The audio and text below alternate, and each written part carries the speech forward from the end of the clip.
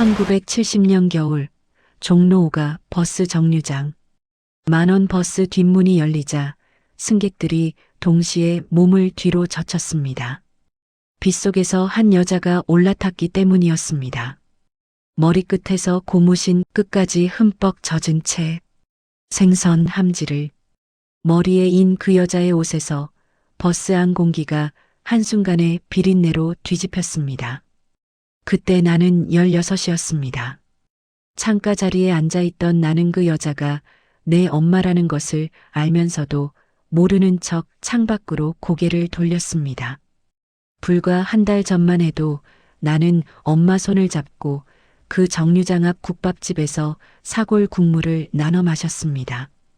엄마 손에서 비린내가 났지만 나는 그때까지도 그 냄새가 부끄럽지 않았습니다.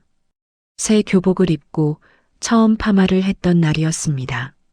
하얀 칼날을 세운 채 엄마가 내 곁으로 다가오던 순간 나는 자리에서 일어나는 대신 창유리에 이마를 붙이고 눈을 감아버렸습니다. 엄마는 나를 보았습니다. 분명히 보았습니다. 그러나 이름을 부르는 대신 함지에서 떨어진 핏물을 낡은 행주로 닦아내며 조용히 고개를 숙였습니다. 그리고 집으로 가는 방향이 아닌 반대편 문으로 그 무거운 함지를 인 채 장대비 속으로 뛰어내렸습니다. 우산도 없이 뒤도 돌아보지 않고 버스가 천천히 움직이기 시작했습니다. 움직이는 버스 창밖으로 빗속을 달리는 엄마의 구분 등 위로 생선 비늘들이 가로등 불빛에 반짝였습니다. 나는 그것이 무엇인지 그때는 몰랐습니다. 엄마가 왜 집과 반대 방향으로 달렸는지, 왜 그렇게까지 비를 맞으며 그 자리를 떠났는지 끝내 알지 못했습니다. 그리고 나는 그 이유를 끝내 묻지 못한 채 살아왔습니다. 그 대답은 아주 오랜 시간이 지나서야 알게 됩니다. 그날 저녁 엄마는 아무 일도 없었다는 듯 집으로 돌아왔습니다. 아궁이에 불을 지피고 된장찌개를 올리고 내 밥그릇에 생선살을 발라 얹었습니다. 나는 수저를 들면서도 엄마와 눈을 마주치지 않았습니다. 버스 안에서 승객들이 일제히 코를 막던 그 장면이 따뜻한 밥상 위에서도 내 눈앞을 떠나지 않았습니다. 엄마는 내 밥그릇이 비는 것을 확인하고 나서야 자신의 숟가락을 들었습니다. 그 오래된 습관조차 그날은 낯설고 불편하게 느껴졌습니다. 밥상머리의 정막이 비린내보다 더 무거웠습니다. 숟가락 소리만 덩그러니 방 안을 맴돌았습니다. 그런데 이상한 것이 있었습니다. 엄마의 손이었습니다. 오른손 검지마디가 거뭇하게 부어 있었고 손톱 아래에는 아무리 씻어도 지워지지 않는 검붉은 것이 박혀 있었습니다. 생선 장수의 손치고는 낯선 빛깔이었습니다. 생선 비린내와는 결이 다른 더 묵직하고 짐승 같은 냄새가 엄마의 소매 끝에서 번지고 있었습니다. 나는 밥을 삼키면서도 그 냄새의 정체를 떠올리려 했지만 끝내 알 수 없었습니다. 알려고 하지도 않았습니다. 외면하는 것이 훨씬 편했습니다. 그 냄새가 식탁 위에 가득 고여 있는데도 나는 아무것도 묻지 않았습니다. 엄마도 아무 말이 없었습니다. 우리는 그렇게 같은 밥상 앞에 앉아 서로 다른 곳을 바라보고 있었습니다. 된장찌개에서 피어오르는 연기만 둘 사이를 오갔습니다. 그날 밤 엄마가 방문을 닫기 전 서랍 깊숙한 곳에 무언가를 밀어넣는 것을 보았습니다. 낡은 연습장처럼 보이는 것이었습니다. 엄마는 내가 보고 있다는 것을 몰랐습니다. 불을 끄고 누운 엄마의 숨소리가 잦아들기를 기다리며 나는 그 서랍이 자꾸만 마음에 걸렸습니다. 눈을 감아도 그 낡은 연습장의 형태가 눈꺼풀 안쪽에 어른거렸습니다. 엄마가 그토록 조심스럽게 감춰둔 것이 무엇인지 나는 이튿날이 되어서야 손에 쥘 수 있었습니다. 그것은 내가 전혀 상상하지 못한 것이었습니다. 그리고 그것은 내가 평생 엄마에게 품었던 오해의 시작이기도 했습니다. 엄마가 장에 나간 오후였습니다. 나는 조심스럽게 그 서랍을 열었습니다. 연습장은 표지부터 눅눅하게 낡아 있었습니다. 퀴퀴한 종이 냄새와 함께 손바닥에 들어온 그것을 펼치는 순간 나는 멈칫했습니다. 글자가 단 한 줄도 없었습니다. 대신 페이지마다 빽빽한 그림들이 가득했습니다. 갈치 모양 옆에 동그라미 3개, 고등어 옆에는 동그라미 하나, 그리고 커다란 소머리 그림 옆에는 붉은 색연필로 그은 굵은 선이 5개씩 묶여 빼곡하게 들어차 있었습니다. 페이지를 넘길수록 소머리 그림은 늘어났고 붉은 선들은 빈 여백을 모두 삼켜갔습니다. 나는 숨을 참은 채 마지막 장까지 넘겼습니다. 그를 모르는 엄마만의 장부였습니다. 그런데 나는 이해할 수 없었습니다. 생선 장수가 왜 소머리 그림을 그려 넣었는지, 왜 그 붉은 선들이 갈수록 촘촘해지는지 알 수 없었습니다. 마지막 페이지에 이르자 소머리 그림은 갈치 그림보다 훨씬 많아져 있었고 붉은 선들이 여백을 전부 메우고 있었습니다. 이것은 단순한 가계부가 아니었습니다. 엄마는 내가 알지 못하는 거래를 기록하고 있었습니다. 그 거래의 규모는 갈수록 커지고 있었습니다.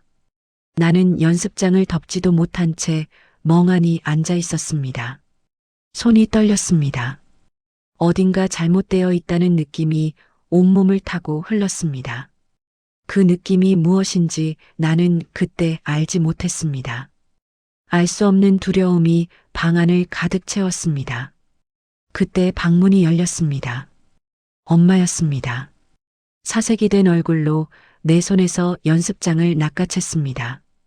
그리고 평생 단 한 번도 없던 일이 벌어졌습니다.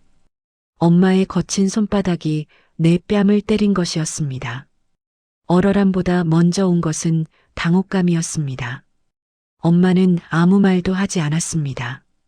떨리는 손으로 연습장을 가슴팍에 끌어안은 채 그저 벽을 향해 돌아앉았습니다. 그 침묵이 뺨보다 훨씬 더 아팠습니다. 소머리 그림 옆에 붉은 선들이 대체 무엇을 의미하는지 엄마는 끝내 아무것도 말해주지 않았습니다. 나는 그 비밀을 오래도록 안고 살아야 했습니다. 졸업식 아침이었습니다. 새벽 4시부터 부엌에 불이 켜져 있었습니다. 엄마는 아궁이 앞에 쪼그려 앉아 숯 다리미를 눌러가며 내 교복을 다리고 있었습니다. 다리미가 지나간 자리마다 하얀 교복이 빳빳하게 펴졌습니다. 치익 소리와 함께 옷감에서 올라오는 고소한 탄내가 새벽 부엌을 가득 채웠습니다. 나는 문틈으로 그 장면을 바라보다가 이내 외면하고 말았습니다. 엄마가 밤새 무엇을 했는지 보고 싶지 않았습니다. 알게 되면 더 불편해질 것 같았습니다. 모르는 채로 그냥 받아 입는 것이 더 편했습니다. 엄마의 손이 눈에 들어왔습니다. 손가락 마디마다 빨갛게 부어 있었고 군데군데 진물이 배어 있었습니다. 밤새 찬물에 수십 번을 헹궈낸 흔적이었습니다. 교복에 밴 비린내를 지우기 위해서였습니다. 정작 자신의 몸에서 나는 냄새는 단 한 번도 씻어내려 하지 않으면서 엄마는 밤을 꼬박 새워 딸의 옷에서 그 냄새를 지워냈습니다. 그 사실을 알면서도 나는 아무렇지 않은 척 교복을 받아 입었습니다. 고맙다는 말은 끝내 나오지 않았습니다.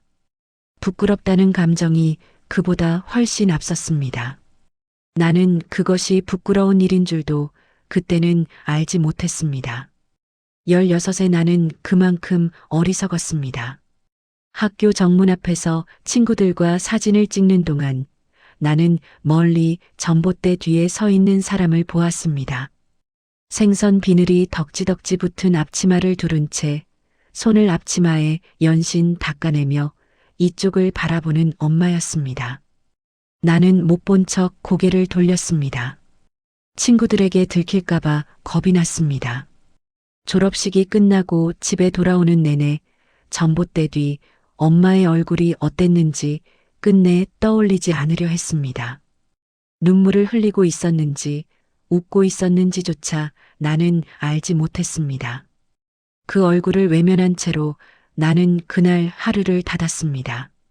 그것이 마지막이 될 수도 있다는 것을 그때의 나는 알지 못했습니다.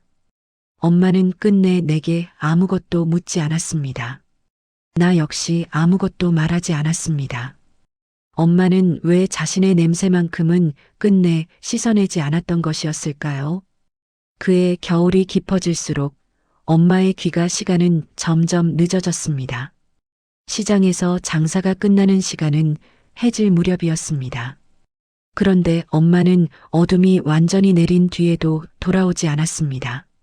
나는 엄마를 기다리다 잠이 드는 날이 많아졌습니다. 등잔불 심지가 까맣게 타들어가도록 문소리를 기다리다가 이불을 뒤집어 쓰며 잠에 빠져드는 것이 습관이 되었습니다. 그러던 어느 날 밤 나는 이불을 걷어차고 어두운 골목으로 나섰습니다. 엄마가 어디서 무엇을 하는지 직접 눈으로 확인하고 싶었습니다. 더 이상 모르는 채로 기다리는 것이 두려웠습니다. 엄마가 향한 곳은 집이 아니었습니다. 시장 귀퉁이의 낡은 정육점이었습니다. 엄마는 뒷문 앞에 서서 주인이 내놓은 검은 봉지를 두 손으로 받아들었습니다. 봉지를 받을 때마다 연신 허리를 굽혔습니다. 소리 없이 고맙다는 말을 입술로만 내뱉으며 그 봉지를 가슴에 꼭 끌어안았습니다. 봉지에서 뚝뚝 떨어지는 핏물이 차가운 골목 바닥을 적시고 있었습니다. 가로등 불빛 아래에서 엄마의 굽은 등은 그 어느 때보다 작아 보였습니다. 바람이 불 때마다 엄마의 얇은 몸이 휘청거렸습니다. 그런데도 엄마는 그 봉지만큼은 절대 놓지 않았습니다. 나는 담벼락 뒤에서 그 장면을 지켜보았습니다. 구역질이 났습니다. 버린 것들을 구걸하는 엄마의 굽은 등이 버스 안에서 고개를 숙이던 그 모습과 겹쳐 보였습니다. 나는 그날 밤 이불을 뒤집어 쓰고 엄마가 돌아오는 소리를 외면했습니다. 부끄러움과 혐오감이 뒤섞인 채로 눈을 감았습니다. 발소리가 골목 끝에서 멎는 소리가 들렸지만 나는 이불 속에서 꼼짝하지 않았습니다. 엄마가 문고리를 잡는 소리가 났습니다. 나는 숨을 참았습니다. 그렇게 또 하루가 지나갔습니다. 그러나 이튿날도 그 다음 날도 엄마는 어김없이 그 봉지를 들고 돌아왔습니다. 그런데 이튿날 아침 내 도시락 속에는 윤기나는 고기 반찬이 담겨 있었습니다. 엄마가 그 귀한 고기를 얻기 위해 정육점 주인에게 지불한 것은 돈이 아니었습니다. 고등학교 시절 내 도시락에는 항상 고기 반찬이 있었습니다. 가난한 생선 장수의 딸에게는 어울리지 않는 호사였습니다. 처음에는 그저 신기했습니다. 그런데 정육점 뒷문에서 엄마가 받아든 그 검은 봉지를 목격한 뒤로 나는 도시락 뚜껑을 열 때마다 구역질이 먼저 올라왔습니다. 저것은 정육점에서 버린 쓰레기로 만든 것이라는 확신이 들었습니다. 나는 밥만 먹고 고기 반찬은 건드리지 않았습니다. 어느 날부터는 점심시간에 몰래 화장실 변기에 쏟아버렸습니다. 물을 내리면서도 아무런 죄책감을 느끼지 못했습니다. 그것이 당연하다고 생각했습니다. 버리는 것이 오히려 옳다고 믿었습니다. 더러운 고기를 몸에 넣고 싶지 않았습니다. 나는 그렇게 확신했습니다. 매일 그렇게 했습니다. 그날 저녁 집에 돌아와 빈 도시락 통을 내밀었습니다. 엄마는 뚜껑을 열고 안을 들여다보았습니다. 아무 말도 하지 않았습니다. 잘 먹었느냐고 묻지도 않았습니다. 그저 내 머리를 한번 쓸어 넘기며 환하게 웃었습니다. 나는 그 미소가 너무 가식적으로 느껴져 엄마의 손을 거칠게 뿌리쳤습니다. 엄마는 그래도 아무 말이 없었습니다. 부엌으로 들어가 빈 도시락 통을 헹구며 낮은 목소리로 콧노래를 흥얼거렸습니다. 그 콧노래 소리가 나를 더 불편하게 만들었습니다. 나는 방문을 쾅 닫아버렸습니다. 엄마의 콧노래는 멈추지 않았습니다. 다음날 아침에도, 그 다음날 아침에도 도시락 속에는 어김없이 고기 반찬이 담겨 있었습니다. 나는 계속 변기에 버렸고 엄마는 계속 웃으며 머리를 쓸어 넘겼습니다. 우리는 그렇게 말없는 거짓말을 주고받았습니다. 엄마는 내가 매일 고기를 버린다는 것을 알고 있었을 것입니다. 그럼에도 매일 새벽 아궁이 앞에 앉아 고기를 굽는 손을 멈추지 않았습니다. 그 손이 매일 밤 어떤 대가를 치르고 있었는지 나는 오랜 세월이 지나서야 알게 됩니다. 엄마가 그 귀한 고기를 날마다 구울 수 있었던 것은 아무도 모르는 값을 홀로 치르고 있었기 때문이었습니다. 엄마가 세상을 떠난 것은 내가 47 되던 해 가을이었습니다. 유품을 정리하던 날 나는 낡은 궤장 밑바닥에서 누렇게 변색된 쪽지 한 장을 발견했습니다. 종이가 너무 바삭하게 말라 있어서 펼치는 손이 저절로 조심스러워졌습니다. 그것은 엄마가 쓴 것이 아니었습니다. 오래전 정육점 주인이 쓴 글씨였습니다.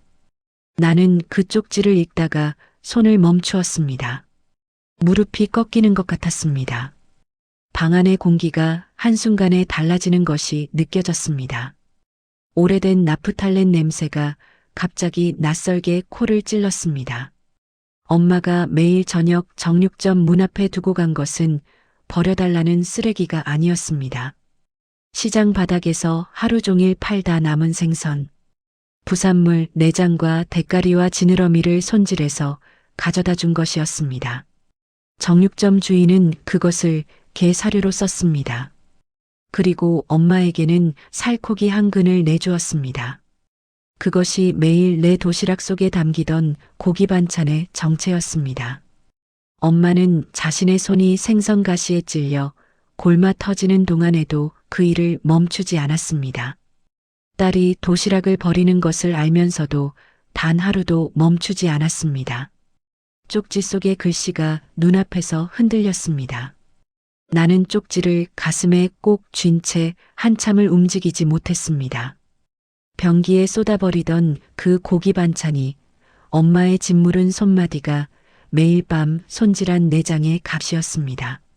서랍 속 연습장의 소머리 그림 옆에 빼곡히 그어진 붉은 선들이 무엇인지 나는 그제야 알았습니다. 그것은 내가 도시락을 받아든 날들의 기록이었습니다. 엄마가 살코기를 받아온 날들을 하나씩 그어 셈한 것이었습니다. 방 안을 가득 채운 나프탈렌 냄새 속에서 나는 오랫동안 울지 못했습니다. 눈물이 나오지 않았습니다. 그보다 더 깊은 곳이 먼저 무너졌습니다. 엄마의 장부가 손 안에서 바스락거렸습니다. 그 소리가 오래도록 귀에서 떠나지 않았습니다. 방이 조용해질수록 더 크게 들렸습니다. 그렇다면 그날 버스 안에서 엄마가 빗속으로 달렸던 진짜 이유는 무엇이었을까요? 나는 다시 1970년 겨울의 버스 정류장으로 돌아갑니다. 비가 쏟아지던 그날 엄마가 집으로 가는 방향이 아닌 반대편 문으로 뛰어내렸던 이유를 이제는 압니다. 부끄러워서가 아니었습니다. 반대편 정류장 근처에는 정육점이 있었습니다. 엄마는 그날도 손질한 내장을 전하러 가던 길이었습니다. 장대비 속에서도 함지를 내려놓지 못한 것은 그 안에 하루치 부산물이 담겨 있었기 때문이었습니다. 빗속을 달린 것은 사료가 상하지 않게 하려는 안간힘이었습니다. 쏟아지는 비도 구분 등도 엄마를 세우지 못했습니다. 그리고 나는 또 하나를 깨달았습니다. 엄마가 우산도 없이 빗속을 달린 이유가 하나 더 있었습니다. 엄마는 빗물에라도 몸의 냄새를 씻어낼 생각이었습니다. 개 사료를 매일 손질하는 동안 몸에 깊이 밴 내장 냄새와 비린내가 뒤섞인 그 냄새를 집에 돌아왔을 때 딸이 밥을 조금이라도 더 편하게 먹을 수 있도록 빗속을 달리는 것이 엄마의 유일한 목욕이었습니다. 우산이 없었던 것이 아니라 엄마는 처음부터 우산을 펴지 않았던 것이었습니다. 빗물이 엄마를 씻어내리도록 그냥 달렸던 것이었습니다. 그것이 엄마가 딸에게 줄 수 있는 전부였습니다. 그것으로 충분하다고 생각했을 것입니다.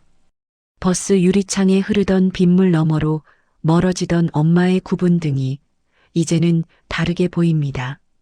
그것은 처절하게 달아나는 등이 아니었습니다. 딸에게 조금이라도 더 깨끗한 냄새로 돌아가려는 이 세상에서 가장 지독한 방식의 사랑이었습니다. 나는 그것을 부끄러움으로 지워버렸습니다. 창유리에 이마를 붙이고 눈을 감았습니다. 엄마의 발소리가 빗소리 속에 잠길 때까지 기다렸습니다. 그 등이 완전히 사라진 것을 확인하고 나서야 나는 눈을 떴습니다. 그 순간이 50년 동안 나를 따라다녔습니다. 이제서야 그 무게를 내려놓을 수 있을 것 같습니다. 엄마가 떠나고 난 뒤 내 손에서는 왜 그토록 지우고 싶던 비린내가 나기 시작한 것이었을까요? 이제 나는 엄마가 떠났던 그 나이가 되어 주방에 섭니다. 아침마다 조기를 굽습니다. 노르스름하게 익어가는 생선 위로 기름이 지글거리고 비린내가 부엌을 가득 채웁니다. 예전 같으면 코를 막고 창문부터 열었을 그 냄새가 이제는 세상에서 가장 그리운 향기가 되어 코끝을 간지럽힙니다. 나는 그 냄새를 오래오래 맡으려고 일부러 창문을 열지 않습니다. 눈을 감으면 새벽 4시에 부엌이 떠오릅니다. 숯 다리미를 쥔 엄마의 손이 보입니다. 치익 소리가 들립니다. 엄마가 거기에 있는 것 같아서입니다. 비린내가 고소한 탄내와 섞이면 그 느낌은 더욱 또렷해집니다. 거울 속에는 생선 비늘처럼 하얗게 머리가 센 노인이 서 있습니다. 손등에는 엄마처럼 검버섯이 피었습니다. 손가락 마디도 엄마처럼 거뭇하게 굵어졌습니다. 나는 그 손을 한참 들여다봅니다. 엄마의 손톱 아래에 박혀있던 검붉은 것이 무엇이었는지 이제는 압니다. 매일 밤 맨손으로 생선 내장을 손질하다 생긴 것이었습니다. 딸의 도시락 속 고기 한 점을 위해 그 손은 수년 동안 굼고 또 골랐습니다. 나는 그 손이 내미는 밥그릇을 한 번도 제대로 받아든 적이 없었습니다. 그것이 지금도 가장 아립니다. 아마 평생 아플 것입니다. 나는 이제야 엄마의 이름을 조용히 불러봅니다. 순임이 하고 그 이름이 목구멍을 넘어오다가 중간에 걸립니다. 엄마가 짊어지고 살았던 비린내는 가난의 냄새가 아니었습니다. 나를 이 세상에 온전하게 세우기 위해 당신의 온몸을 제물로 바쳤던 사랑의 향취였습니다. 그것을 나는 평생 부끄러워했습니다. 변기에 버렸습니다. 창밖으로 외면했습니다. 이제 와서 그 냄새가 그립다는 말을 나는 엄마에게 끝내 전하지 못했습니다. 그 말을 삼킨 채 오늘도 조기를 굽습니다. 연기가 눈을 찌릅니다. 당신의 기억 속에 지독하게 남아있는 부모님의 냄새는 무엇인가요? 혹시 당신도 그 냄새가 부끄러워 사랑한다는 말 한마디를 빗속으로 떠나보내지는 않으셨나요?